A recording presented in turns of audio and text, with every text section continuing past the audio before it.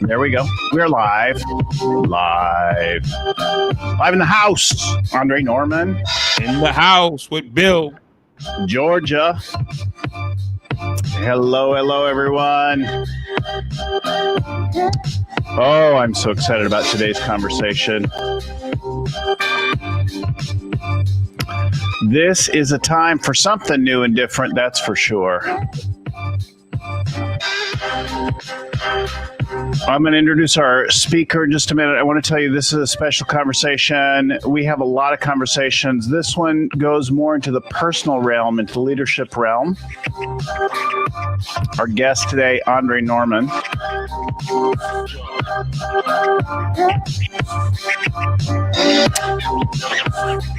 Andre and I first met at some EO 8 years ago, but we were looking and thinking about everything happening right now. I was talking with my wife the other day. I saw Andre go live with somebody else, and I'm like, oh, we got to get you on the show right now, right?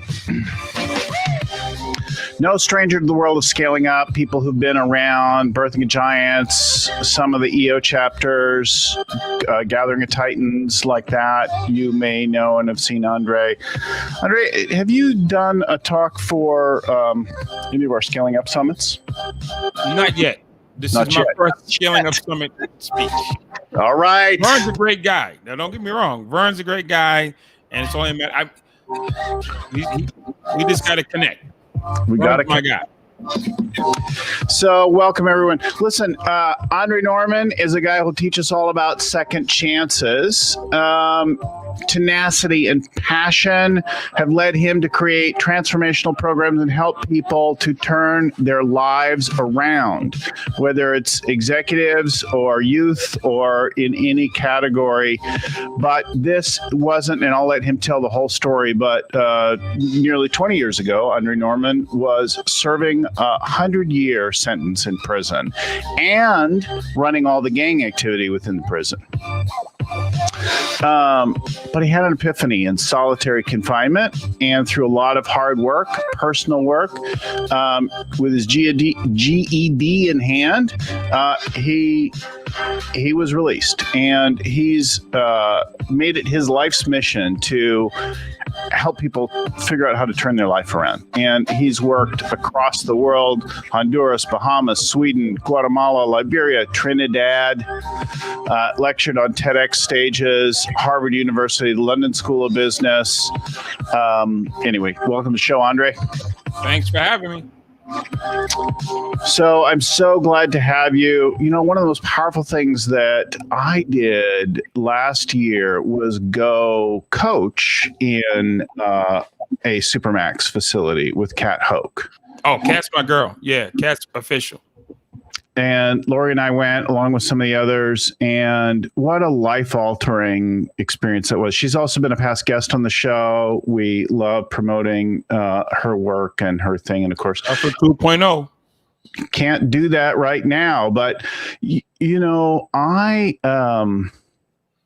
was just altered by that experience, right? Like, I was nervous to go behind locked bars, and I was nervous to go face people who I just felt dangerous, right?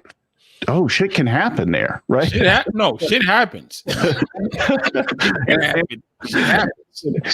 But a different kind of shit happened to me. I just was moved by people's humanity and by hearing people's stories in that environment. So, you know, when you see people change their lives with that kind of background, it's moving. So there's so much happening in the world right now and so many touch points that I just think it's great to have you. So welcome again to the show.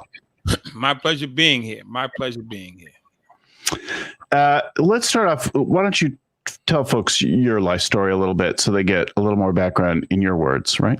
My life story is I grew up in the city of Boston. You can call it a disadvantaged situation. Parents was troubled, stressed out, and it was tough for them. And that tough and that hard life fell on me. I grew up at a time where it was busing, where kids used to throw rocks and call us niggas on the bus. And didn't want us to go to schools because we were black. We lived in neighborhoods that were segregated and overly policed.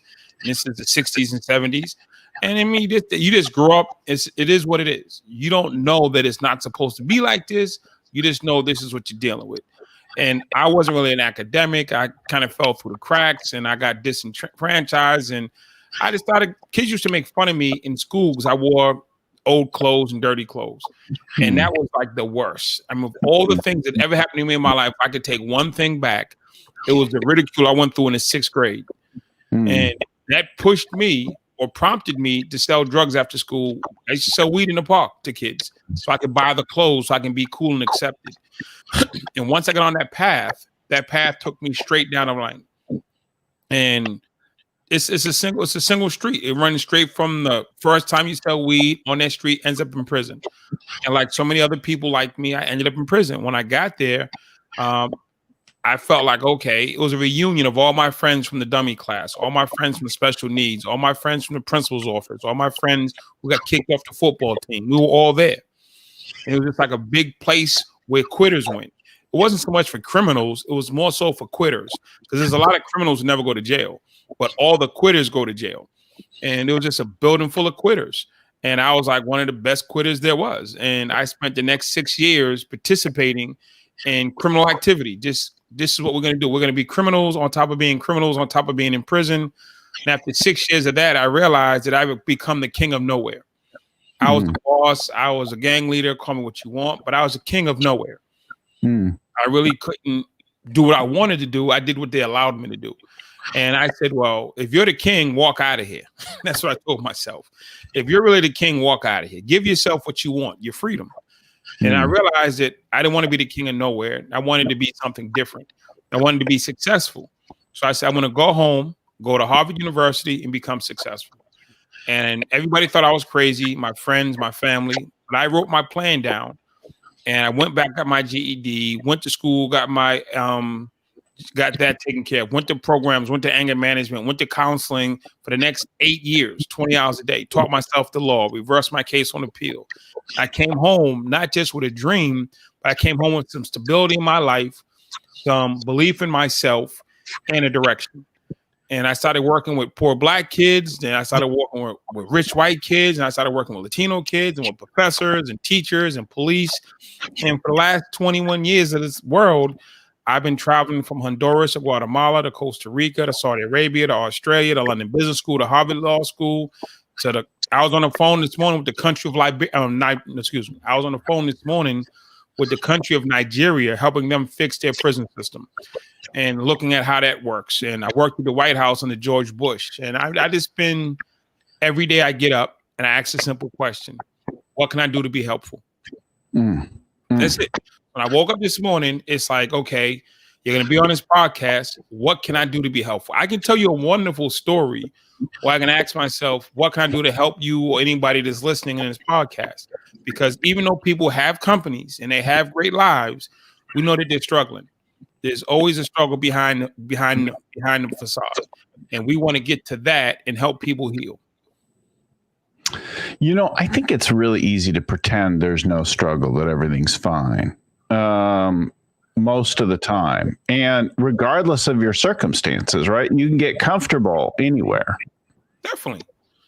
I mean, money doesn't remove hardship. Access to power doesn't remove hardship. Owning a company doesn't mean your kids are perfect. I was on the phone this morning with my son, and he's having struggles. He's 15. His friends are hanging in front of the building, and the neighbors are complaining, and I'm explaining to him his choices of friends and what he's responsible for. 2 years ago, he ordered a vape. I'm the substance abuse king. My kid orders a vape. Why? Because he's a kid. And that's what kids do. So I don't care how much I dress up or how much I fly around or how many stages I'm on. My son is open to the same thing everybody else's kid is open for. And your kid as well. And I don't know how many married couples argue. That's part of being married. You're going to go through some tough times. It's not all bliss and honeymoon. So let's get past so you dress well and just start telling the truth. You got problems, and we want to help you with your problems. It's interesting. We opened referencing Kat Hoke and her program Hustle 2.0, and over the weekend, a friend posted in one of the entrepreneurial chat groups, right, the message groups, and about asking people, did they have any background selling anything illegal? Was their first entrepreneurial experience selling stolen candy or weed or whatever? And an astonishing number of us did things like that, right? But I personally had this face and this name, right? Bill Gallagher, looking like the most clean-cut, innocent thing, and so I got excused. I didn't go to prison, for doing minor kinds of things. So first of all, it's useful to notice that it's not just you didn't go. There's a safety net for you. Yeah, there's a safety net to redirect you, and there's no safety net for poverty. So it's not just black anymore. It's poverty. If you are poor, there's no safety net. The safety net is prison. Yeah. Yeah, it's really and that turning around. So and you were telling that story. The other thing that struck me is you talked about like seeing your life differently and making new plans and that kind of thing. That happened while you were in prison, right? Solitary confinement. Yeah. Yeah. I mean, your change starts from when you started. So, I mean, when you're ready, you have to let go of the old and move into the new. I was talking to somebody yesterday, and the best example I could give is Dr. Dre, the rapper. He was in a deal with Suge Knight. They co-owned Death Row Records. It was the #1 agency in the world at the time. And he decided it was a bad relationship. And he went to Suge and said he wanted out. Now the business, the legalities, the contracts, he said, listen, just sign me out of here. You can keep 100% of everything. Everybody thought Dre was crazy. You just walked away from a multi-million dollar business into nothing with nothing. He says, I am the talent. I am the architect. I'll rebuild it. Suge Knight's now in prison. Dr. Dre's a billionaire, and nobody's remembering the day that he walked out and believed in himself. Had he stayed with Suge Knight, he might be in jail next to him. Yeah, well, there was definitely a change, and Dre's talked about that, about his past, his mistakes and that kind of thing, and has tried to move past that. Of course, Dre's huge business success today. But that started when he said to himself, this partner is not a good partner for me. And he walked away from the entire business. He said, I don't want any money, any royalties, just let me go. And he went out and he built himself a healthy environment with a healthy team. Now he has a healthy business. It's funny. I think all of us have, more or less drama, but at any point in our life, we have people who are good and bad influences on us, right? And that 10 people that you spend the most time with have more to do and say about your values and action, your behaviors, your choices, your habits than anything else. If you want to kick your addiction, you got to get new friends, because if your friends are all addicts, it's going to be really hard to change, or whatever it is, right? Cheating people or making bad choices of any kind. Definitely. I mean, you are the people you surround yourself with, even if you want to acknowledge it or not. That's literally what I told my son this morning. You are them. I don't know them, but you are them. Yeah. Yeah. Yeah. I actually put a video in the link. What's that? I said I put a video in the link if you get a chance later on to play it before we end. Okay. Can we do that? Can we play which video? It's in the chat. Oh, in the chat. I don't know how to put it. I didn't know how to send it to you otherwise, so I put it in the chat. Put it in the comment here in StreamYard. You got comments in the upper right corner? Yep. Okay. I don't know how to do that. So comments in the upper right corner, then down below it'll say post a comment. Do you see that?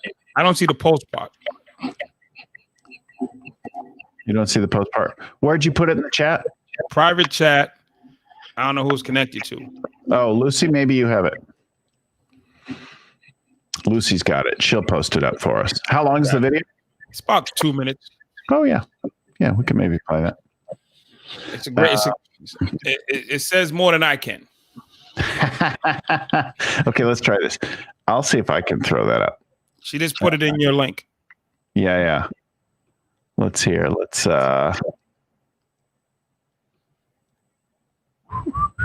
Okay, so I need to copy that. How do I copy that? Why is it? Oh, wait. I'm having trouble copying it. Lucy, text me that. Then I can open it and play it on this side. So talk to me about, was your epiphany in your shift in your conversation with your mom? I know in getting ready for the show, you said something about that. I mean, what happened is my mom came to see me when I was in solitary confinement. Yeah. And I just got charged with 2 attempted murders and convicted. And I'm in solitary. And I just got back from a 2.5-year ship out from going around the country. When she came to see me, I'm like locked in a cell with shackles on and all the rest of this madness. And she's talking to me and I'm talking to her, my prison talk. I'm like, yeah, mom. And she's trying to talk to me about the trumpet and the stuff I used to do as a kid. I'm like, lady, I'm out of that. And she just walked out of there kind of crying. And I'm like, why is she crying? I'm the boss of this place. I'm in charge. And she's not getting it. My dad's been to jail and my cousins are in the street. She should understand this. And in her mind, she lost her kid. And at that moment, I'm in solitary confinement, locked in a cell 24 hours a day with no sunlight. I just got 10 years added to my sentence. I mean, I'm so far removed from society, it's not funny. And I think I'm winning. I swore that I was winning. You could not tell me in that moment that I wasn't winning. I had manifested my mind that because I achieved this mythical, fictitious status, that I was winning. And you couldn't take that from me.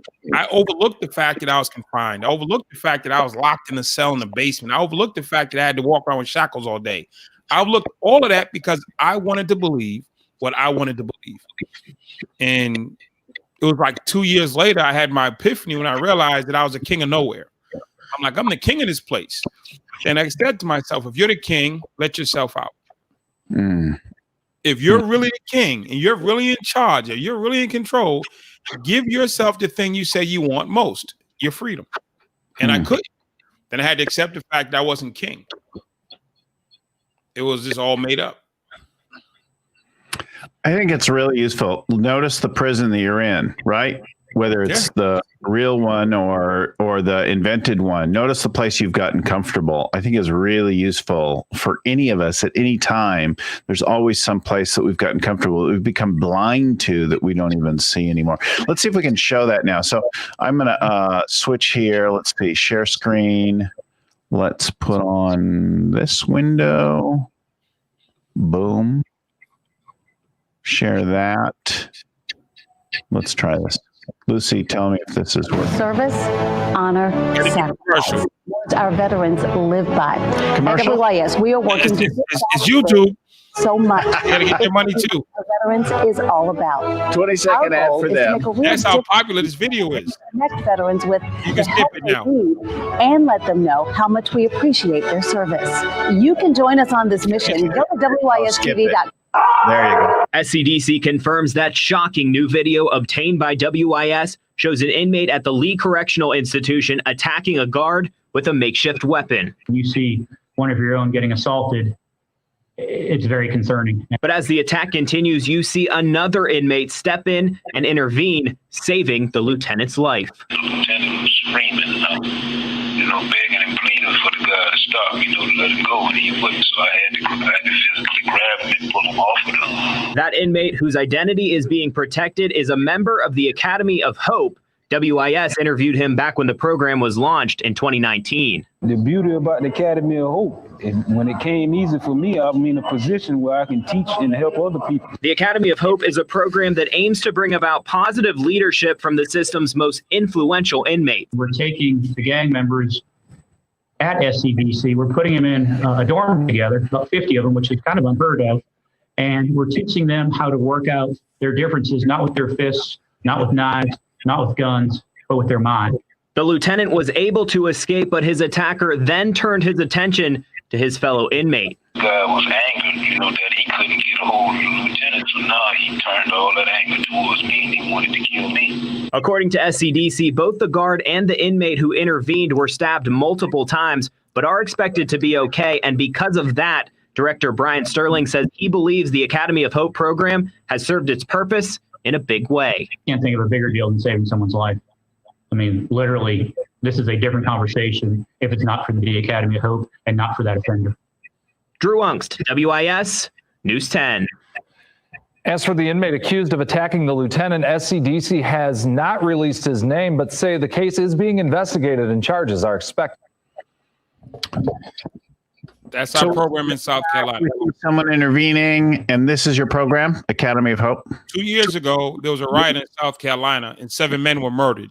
They brought us in to bring about change, and we took all the top gang leaders and top influencers and put them in one unit, and we started teaching them how to be better people, how to be one with themselves, how to look beyond themselves, how to be givers, not takers.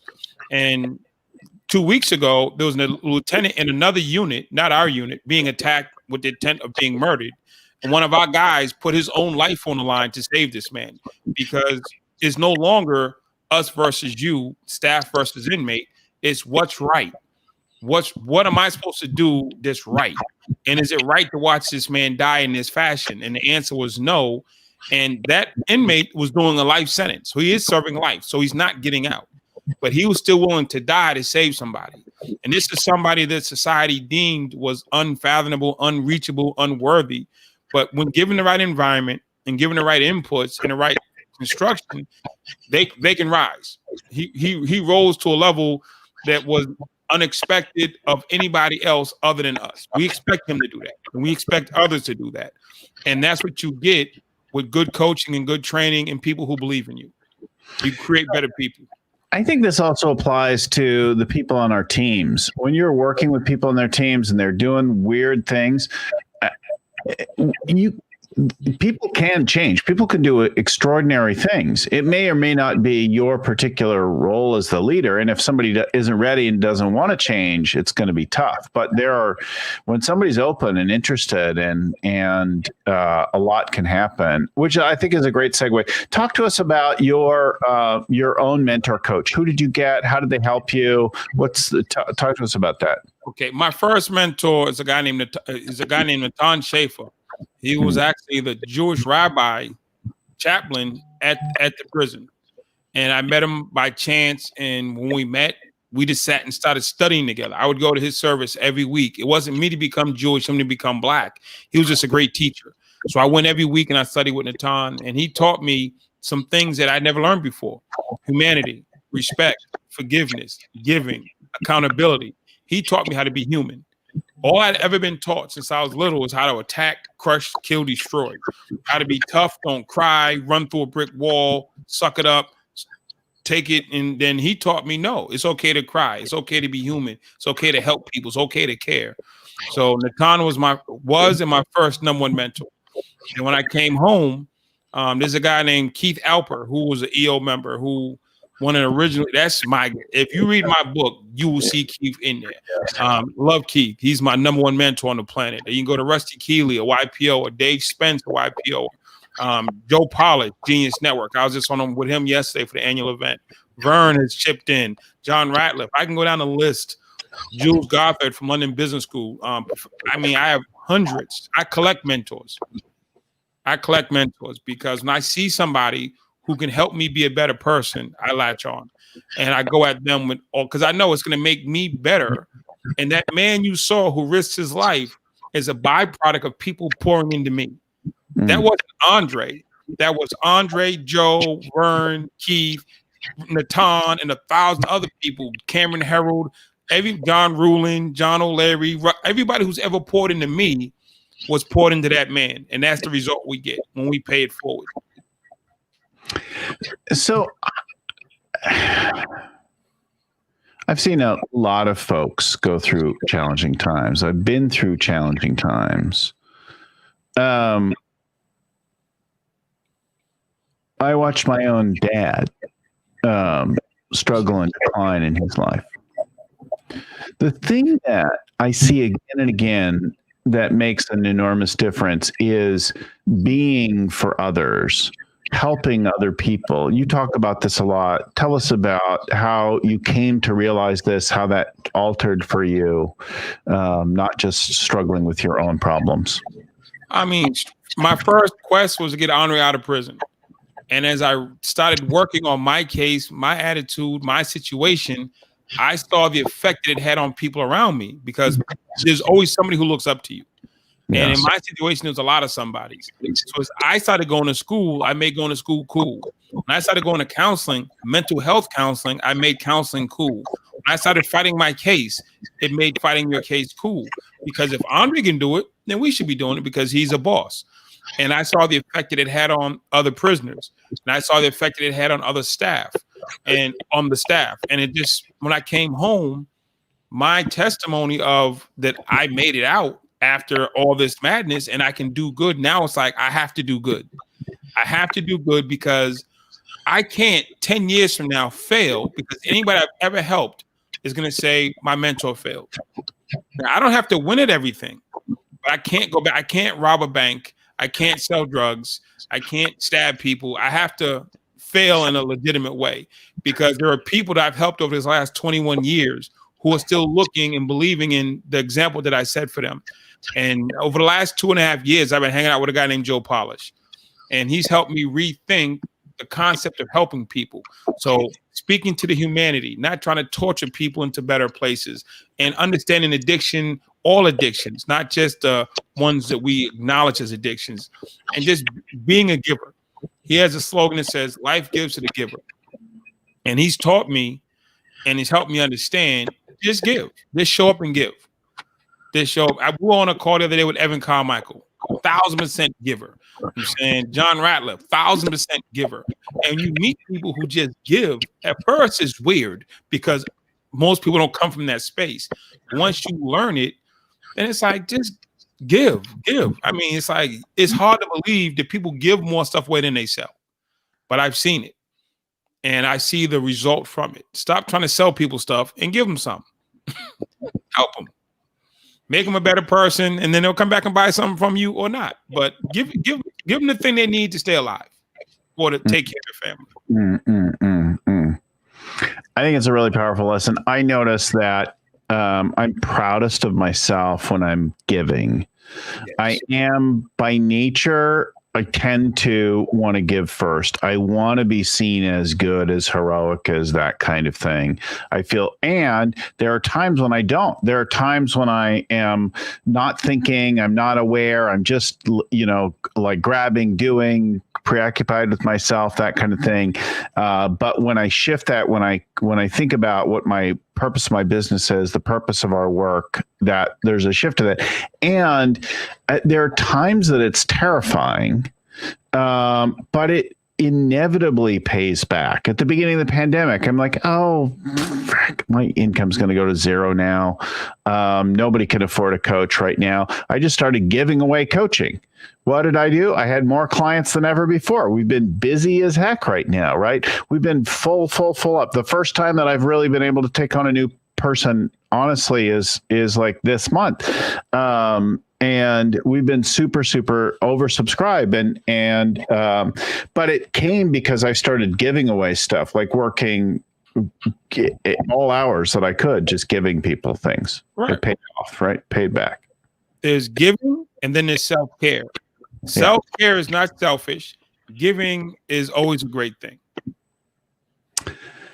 Yeah, you do have to take care of yourself. I noticed in that first little bit, I was like working too much. And I said, listen, we got to put some breaks in between some of these things. I'm like losing my marbles talking to people nonstop, too many conversations in one day and that kind of thing. I started taking walks around the block just to clear my head for a minute. Well, call me. We'll go have lunch together. I'll fly in. We'll go to lunch. How's that? Come on over. Come on to my neighborhood. Oh my God. People were celebrating here this weekend. There were some people feeling good about changes and shifts and things like that. What were they celebrating? They were celebrating the election and being called for Biden, and Oakland is really well. The vice president elect is from Oakland.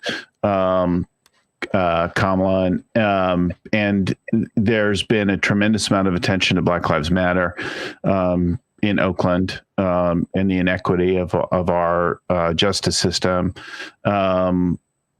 You feel a lot of pain, not so much in my neighborhood, but throughout the city. Yeah.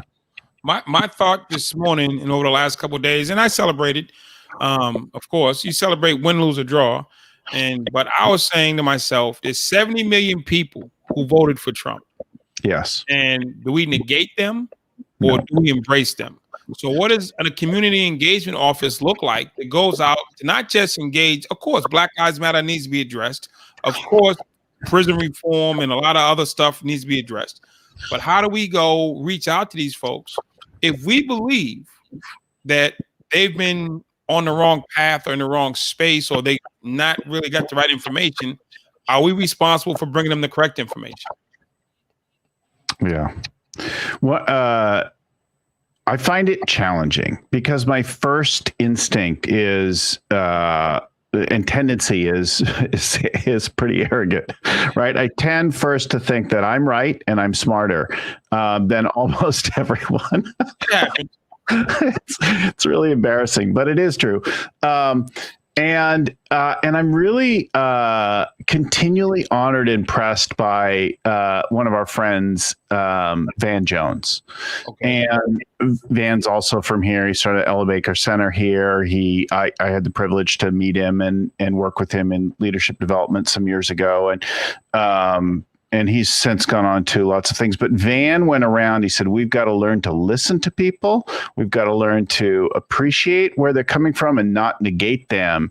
And these people, whatever side you're on, and I know we have listeners and clients on all sides of the political spectrum, some who celebrated and some who were invalidated. And the same thing was true back in 2016. I led a workshop in a room of 60 people the morning after the 2016 election. And I'm like, oh my God, today we have to talk about business stuff, and some people are celebrating today and other people are just in shock and grieving. And how do we reconcile that too and not get in a fight here today, right? How do we acknowledge? The president doesn't mean we can't get along, regardless who the president is. So there's nothing stopping us from reaching out to our fellow citizens and engaging them. That's, I mean, okay, whoever's in the White House, fine. I mean, does that mean we can't talk? Does that mean I can't help you? Oh, okay, well, we can't, well, you're Republican, I'm Democrat, or you're independent, I'm a Green Party. We all live in this country. All our passports are blue. I'm saying all our citizenship's the same, and we're going to be buried on American soil. So have your party. I mean, like I go to a Patriots game, I'm sure there's some Republicans and Democrats in the stands who sit next to each other. But we can cheer for the Patriots. We can cheer for a team together. Why can't, take this same sentiment and say, find common ground.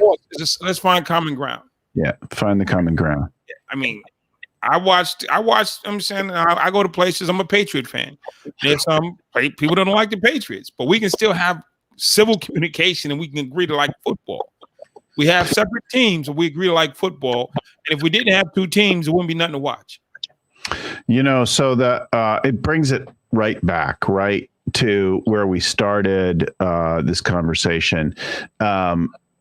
Each of us is interacting in the world. And for the most part, in the world of scaling up, we avoid politics and things like that because we're focused on business and helping people grow as leaders and grow their businesses and the thing that they care about. But I'm reminded of the experience in prison with Kat Hoke, Hustle 2.0. And when I heard people's stories and when we all stepped to the line for our different life experiences, when I heard people's stories and I understood that their actions, their choices, and the implications of their actions were completely consistent with the world that they knew. It just made sense, right? That's what shape you before you shape it. The environment, right? And they recognize personal responsibility and all that kind of thing. And they were in the program to try to change things to create a new trajectory, whether they were lifers or had some prospect of a parole or release. But I was moved by that, and I think the same thing is true in our tribes that we belong to, our political and other kinds of tribes that we belong to. I'm a member of this sports fan group, and I'm part of this community interest. And in each place, I see the world from a particular perspective, and then I act completely consistent with the way that I see the world. Exactly.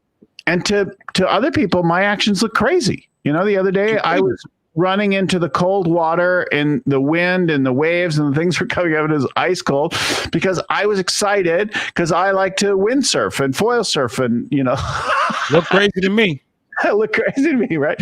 Think about that for a second. Like, you know, some friends on different sides of the political spectrum now look at each other as if we're crazy, and yet their choices make perfect sense to them from their worldview. Exactly. And it's you have to accept people for where they are and how they got there. There's nothing wrong with the person. There's nothing wrong with their thinking. I don't need you to think it my way. I don't need you to see it my way. But let's work. What is our common objective? If it's make America great again, we can still do that. If it's peace and harmony, we can still make America great again. We don't abandon the concept. He wasn't the concept. That was a great slogan. We attacked him and attached the slogan to him. It's a great slogan. Let's make America great again still. Now, what does that look like independent of who's in office? That's a people thing. He wasn't going to do it. We have to do it. Yeah. The personal choice in all of it. Yeah. And on the business side, after George Floyd died, I got hundreds of calls from white business owners and white friends saying, Dre, what can I say? What can I say? What's enough? What not's enough? What do I support? I don't support rioting and looting, but how do I support the movement? I don't support attacking cops, but how do I say I support Black Lives Matter? And I did probably like 30 seminars, Zoom calls with businesses around the country, explain to them how the Black experience is and how, as a white business owner, how you can actually engage it. And there's 3 conversations that need to happen. One is with your employees and your staff. If you're the boss, you need to be talking to your employees and staff. 2, you need to talk to your friends and family, people of your age, your brothers, sisters, cousins, your mom and dad. And lastly, you need to talk to your kids, because if we don't talk to our kids, the next generation will carry on what we carried on. I've looked at pictures from lynching back in the day when they used to lynch Black people. You will see teenagers and 10-year-olds in the audience. And the message to the kids was, this is okay. And nobody ever said to those kids that this is not right and this is not cool. So they grew up watching lynching, and guess what they did? They participated when they got older. So as we stand here right now at a place of the country having the opportunity to have a conversation about social justice, let's say, how do we meet this middle ground? How do we hit this space of, I don't want to shame you, embarrass you, and yell at you. How do I embrace you, bring you in, and include you? So you said we have to talk to employees, we have to talk to friends, we have to talk to family, that kind of thing.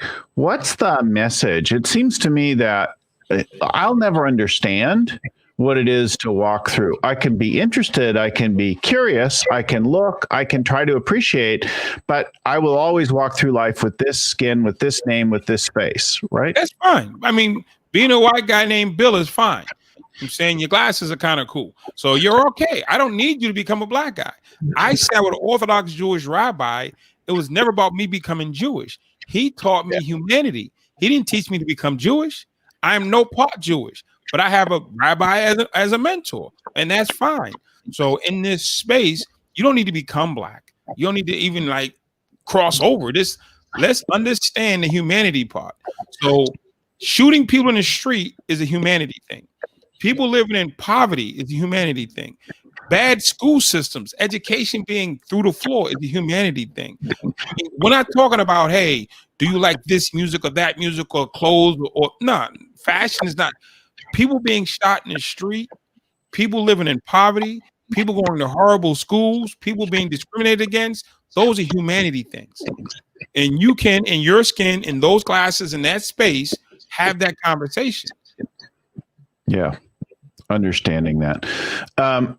What are you talking about this week? What's going on with people, with you in your life? And my thing this week, and to close that out, the benefit of that is talking about the social justice is it's going to, unfortunately, there will be another black person shot by a white cop at some point in this country. And we don't want your business destroyed because of it. We don't want you polarized. We don't want you driving down the street and be Reginald Denny pulled out of a car and smashed in the head with a brick because of social unrest. It gets to a point of affecting people who don't see it coming. So that's part of the reason we want to get to that, so we don't have innocent people hurt. I'm not for burning, looting, and attacking people. So conversations on the front end protect people on the back end. And what I'm talking about this week is my goal for 2021 is my Academy of Hope program. I'm trying to sit down and solidify it so I can get it in different prisons, in different places, where it's a humanity thing. How do you actually tap into the greater self that you are? And how do we create it into a coaching program? Because if we can take a prisoner who's doing life and convince him that he is worthy and capable of standing up and giving his life to save his perceived enemy, then what can we teach your coaches? What can we teach your mentees? so tell us about the Academy of Hope program, and then I'll follow up and talk about the implication for our businesses, right? The Academy of Hope program takes leaders, all the gang leaders, all the different gangs, white, black, Spanish, Asian, different sets. We bring them all into one housing unit, and we have them all living in one unit. It's like a big seminar, but it doesn't end. We'll put the link to the information, both it's on screen now, but we'll also put it in the show notes for listeners later. So what happens is we get them all in one unit, then we teach them. So your books, we have so many different books from around the country, from different entrepreneurs who've donated books and trainings. Joe Weldon, one of the first founding fathers of NSA, donated his program. I can go down the list of people. Ben Hardy donated his books. Michael Burnoff donated his books. I have books from everybody in trainings. And we take, because most of the training and education that goes into prison is garbage. It's the lowest of the lowest of the lowest of the low. It's stuff that is just garbage. Most of it is just garbage. And it's not first rate, front line. How do you build a business? How do you build a life? It's garbage. It's just it's a cat run, C spot jump. Is garbage. So I'm taking first rate people, first rate all those books on the shelf behind you. I want those. I want copies of those because they helped you build a business, which means it can help them build a real business. And I take real information, real accountability, and straight direct talk to people in need, and we teach them how to be better, and we give them expectations. We lay expectations on them. We expect you to be great, and we're going to give you the tools to be great. We expect you to stand in and give your life, and we're going to give you your why to stand in and give your life. So this hasn't been called upon for them before. It's like we expect you to be the worst and do the least. We come in and say we expect you to be the best and give your life. That's our call. And if you can't stand up to that, then we tell you you're not really fit for this. We want leaders. And we go in and we challenge them in real time to be better, greater than they've ever been asked of before. So this is something that I talk about all the time and that I practice intentionally rigorously. I work hard at it. I may be predisposed to it, but this notion of looking to, relating to, and calling forth a future better version of someone. So instead of relating to you as however you show up right now, I see you in the future as that better. And I keep interacting with that, not whatever's in front of me right now. I keep calling forth that future better self, right? We do a little bit more than call them. We drag them. We drag them to it. We're gonna point it out, then we're gonna drag you to it. I mean, it's like Navy SEAL training. You want it, you have to want it. And this is the thing. As being one of the guys in the past, nobody gave me the chance to be my greatest self. I was only given the opportunity to be my lowest self. So when I was given the opportunity to be my greater self, I took it because it was challenging. There's no challenge in being a drug dealer. There's no challenge in being a robber. There's no challenge in being a gang member. There was a challenge in being a great human. And Natan challenged me to be a great human. Joe Polish challenged me to be a great giver. And I can go down. People challenge me to my greater self, not to my lower self. Yeah. Challenge you to step into the way that they saw you, the opportunity that was there in front of you. So that sounds like that's the first lesson for our business leaders, is to challenge your people to be better than they are today, to be a better future version of themselves. What else have you got? What are your lessons that we can apply in our businesses? One lesson that I've taken from prison is retention. I grew up in a gang, and I recruited people to gangs my whole life, my younger life. And I was in London one time with Deutsche Bank, and I'm at lunch. We're doing a training. The guy has this really sad face. I'm like, yo, what's the money? What's the problem? He said, my VP of sales just quit and went and joined the bank that we're going for a contract with against. I'm like, what do you mean? He says, well, he's worked here for 12 years. They offered him $10,000 in a better parking spot. He went down the street. Funny. I'm like, how does that work? He says, I said, never in the history of being in the gang did anybody ever quit our gang and join the other gang and shoot back at us. He said, straight happens all the time in corporate America. So I said, how about if I teach your people loyalty like I taught my people loyalty? How about if I teach you how to keep your people in-house and definitely not shooting back at you? He said, Dre, you'd be my best friend. So we created a corporate retention program based on gang loyalty. And it's crazy, and it works.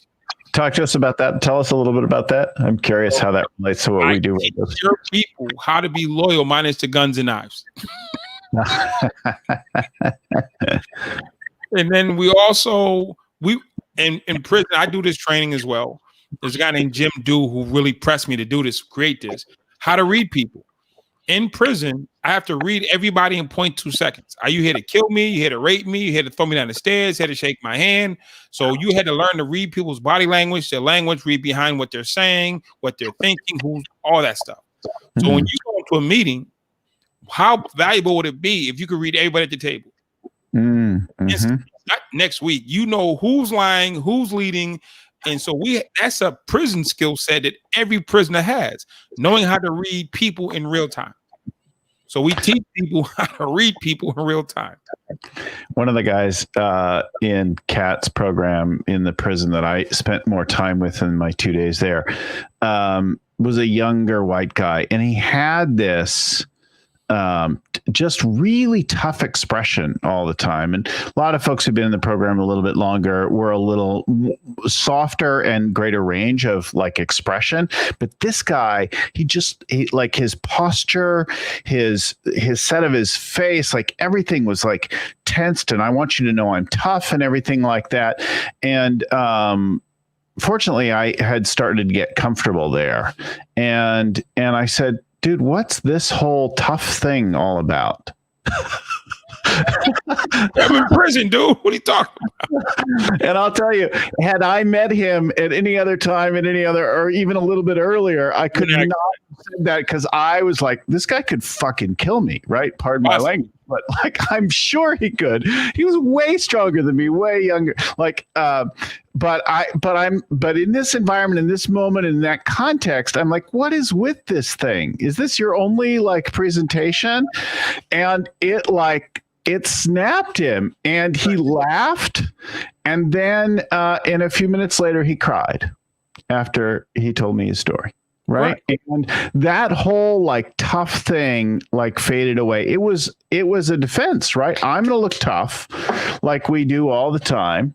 And I'm going to hold this thing in whatever negotiation or whatever I'm doing. And it was just a facade, right? Definitely. I mean, I have a friend that I met through Genius Network, Chris Voss. Yeah. I mean, me and him are like great friends now. He's like an FBI negotiator. I'm a former gang leader, but we understand each other instantly. Even though we saw from the opposite sides, we understand each other intently, intimately, instantly. We think the same things. Yeah. So it's like crazy. My people I get along best with now, are people who either was in prison or law enforcement. And now entrepreneurs just get shit done. That's what I like about entrepreneurs, get shit done. And true. That's a pleasure about coaching entrepreneurs. One, they have some money to pay me. And two, but they actually do stuff. And I can remember working with a wider range of leadership coaching in the past. And there were a number of people who they just weren't going to do much of anything. They want to have insights, they want to have breakthroughs, but they're not actually doing anything. And those people frustrated me again and again. I'm like, no, you wanted to beat them up. Go make a difference in the world. No, I just want someone to talk to. I want to pay you to talk to me. This is therapy. This isn't coaching. Yeah, that's a different thing. That's a different thing. So get a mentor, make a choice, notice the world you live in. Ask yourself, really, am I in some kind of a personal prison right now? Have I gotten used to and comfortable with some bullshit that it's time to break through? Are you ready to step up to something? And if you want to better yourself, help other people get better, this is not just about you. And leaders know at some deep level, maybe not consciously, but the limits of what you can do on your own are pretty small. But when you work with and through more people, right, you can do big things in the world, right? Exactly. And that gets interesting. Dan Sullivan made the point this weekend at the event. Collaboration is key. His saying says, I'll collaborate with people who are 100% efficient in their space. So you have 3 people who are 100% efficient in their space collaborating. That's 300% coming at a problem, and you're guaranteed to win. If you're trying to negotiate your part, negotiate their part, and I'm going to give 100%, you get 100%, he gets 100%, we go. Yeah. We can't lose. You start losing percentages and mind frame and space when you start negotiating stuff in and harass people. Well, it's been such a great conversation. I want a couple shout outs. So I'll come back to you in 1 second. I want to let our listeners know that we've done 230 plus episodes like this on all topics relating to leadership, people, strategy, execution, and cash, all the things to do with growing your business and developing yourself as a leader along the way. If the show helped you, you can help us by giving us a review, typing something out wherever you get the show. YouTube, iTunes is where most of our listeners come from, but Stitcher, whatever it is, Facebook Live, wherever you get it, give us a review positively there. If you want to subscribe or get any of that back catalog, find any of those other topics, you'll go to scalingcoach.com. And if you could use help finding a coach in your corner of the woods, dealing with the kind of area that you need some coaching in, drop us an email to info@scalingcoach.com. We'll help you find somebody. We have over 200 in our world. Plus then all the other people we're affiliated with, be my honor and privilege to help you do that. I want to give thanks to Lucy, who's in the background organizing our comments and things like that and getting things ready for the show, scheduling. Go Lucy. Also to Vern Harnish, author and creator of the Scaling Up Framework and the original Rockefeller Habits. Our audio is edited by Albert Burge. Our show notes are compiled by Ian Codina and proofread by Tim McGowan. So if you want more information on Andre Norman, you'll find Andre at andrenorman.com. Make it easy. Right? And it's not even a weird spelling or anything. You're making it too easy for us. I try to make it easy. Somebody said, make it simple. Dean Jackson told me the other day, just make it simple, Andre. Don't complicate it. Keep it simple. And also the Academy of Hope program. Learn about that, how to support it, what to do, and how to apply some of those things in your own business. Some of that same idea of raising your people up, having them hope and pull for anything. Andre, anything else for you? If anybody who's listening knows a governor of a state, I would love to have that governor place me in their state corrections system to implement these types of programs. Oh, yeah. That'd be cool. Or the president. If anybody knows Biden or Trump on the way out or whatever that is, the president can appoint me for the Fed, and any governor can appoint me over their state to come in and make a difference. Isn't that awesome? Well, one of my old employees worked with Kamala for a couple of years here in San Francisco. Make it happen. Knows well, and we know Gavin in California. So here it is. All our friends and listeners and that kind of thing. Some of you know who you are. How do we help Andre bring the Academy of Hope to more places? Andre, thank you so much for spending some time with us today. Appreciate it. Sharing your story. Bill's in the building. Be ill, as my daughter and her friends call me. Be ill. Be ill. Yeah, Be ill. we can do something with that. Be ill. That's original. Thanks everyone for listening. Keep scaling up. We'll talk to you again next week.